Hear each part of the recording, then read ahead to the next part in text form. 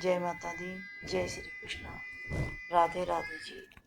आज हम सुनेंगे फागुन कृष्ण पक्ष एकादशी व्रत कथा। चलो सुनते जी। धर्मराज युधिष्ठिर से बोले कि हे राजन, फागुन मास के कृष्ण पक्ष की एकादशी का क्या नाम है तथा उसकी क्या विधि है, सो सब कृपा पूर्वक कहिए। श्री भगवान बोले कि हे राजन, फागुन मास की कृष्ण पक्ष की एकादशी का नाम विजय एकादशी है। इस व्रत के प्रभाव से मनुष्य को विजय प्राप्त होती है। यह सब व्रतों से उत्तम व्रत है। इस विजय एकादशी का महत्व के श्रवण व पठन से समस्त पाप नष्ट हो जाते हैं। एक समय देव ऋषि नारद जी जगत पिता ब्रह्मा जी से कहा कि हे महाराज, आप मुझसे फागुन मास के कृष्ण पक्ष विजय एकादशी का विधान कहिए। ब्रह्मा जी कहने लगे कि हे नारद जी, विजय एकादशी का व्रत पुराने तथा नए पापों को नाश करने वाला है। इसे विजय एकादशी की विधि में आज तक किसी से भी नहीं कही है। यह समस्त मनुष्यों को विजय प्रदान करती है। त्रेता युग में मर्यादा पुरुषोत्तम श्री रामचंद्र जी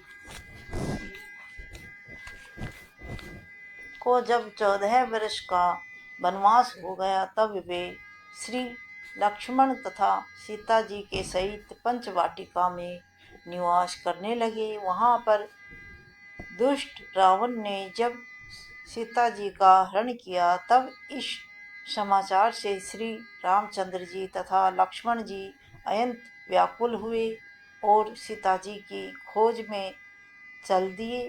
घूमते घूमते जब वे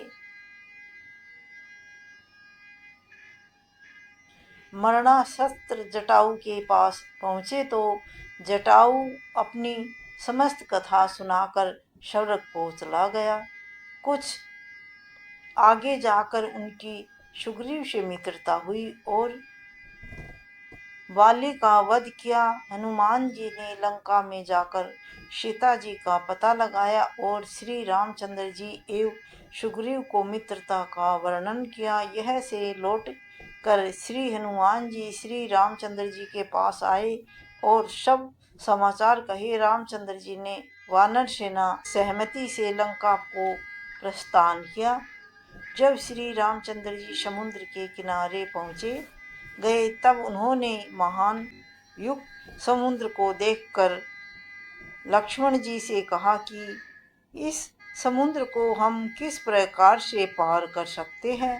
श्री लक्ष्मण जी कहने लगे कि भगवान, आप पुरुषोत्तम हैं, सब कुछ जानते हैं। यह से आधा योजन दूर पर कुमारी द्वीप में वकदालंब नाम के मुनि रहते हैं।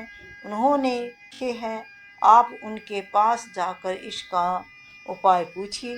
लक्ष्मण जी के इस प्रकार के वचन सुनने कर श्री रामचंद्र जी वकदालंब ऋषि के पास गए और उनको प्रणाम करके बैठ गए। मुनि ने भी उनको मनुष्य रूप धारण पुराण पुरुषोत्तम समझकर उसने पूछा कि हे राम जी, आपका आना कैसे हुआ। श्री राम जी कहने लगे कि हे ऋषि, मैंने अपनी सेना सहित यहाँ राक्षसों को जीतने के लिए लंका जा रहा हूँ। आप कृपा करें, समुद्र पार करने का कोई उपाय बतलाइए। मैं इसी कारण आपके पास आया हूँ। वक्त ऋषि बोले कि हे राम, मास की कृष्ण पक्ष एकादशी का उत्तम व्रत करने से निश्चय ही आपकी विजय होगी। साथ ही आप समुद्र भी अवश्य पार कर लोगे। इस व्रत की विधि यह है कि दशमी के दिन भी तांबा आदि मिट्टी का एक घड़ा बनवावे। उस घड़े को जल से भरकर तथा 5 पल्लव रखकर वेदिका पर स्थापित करे। उस घड़े सतनाज और ऊपर जैसे रख दे, उस पर श्री नारायण भगवान संपूर्ण मूर्ति स्थापित करे। एकादशी के दिन स्नान आदि से निवृत्त होकर धूप दीप नेभव आदि जल आदि से भगवान का पूजन करे। तत्पश्चात दिन घड़े के सामने बैठकर व्यतीत करे और रात्रि को भी उसी प्रकार बैठे रहकर जागरण करे। द्वादशी के दिन नित्य नियम से नित्य व्रत होकर उस घड़े को ब्राह्मण को दे दे। हे राम जी, यदि आप भी इस व्रत को सेना सहित करोगे तो तुम्हारी विजय अवश्य होगी। श्री रामचंद्र जी ने ऋषि के कथा अनुसार इस व्रत को किया और इसके प्रभाव से दैत्यों पर विजय हुई।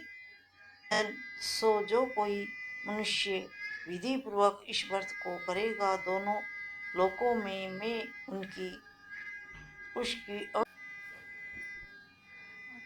उसकी अवश्य विजय होगी। श्री ब्रह्मा जी ने नारद जी से कहा था कि हे पुत्र, जो कोई इस व्रत के महात्म को पढ़ता है या सुनता है, उसको वाजपेयी यज्ञ का फल प्राप्त होता है। कथा संपन्न हुई। बोलो विष्णु भगवान की जय। एकादशी माता की जय।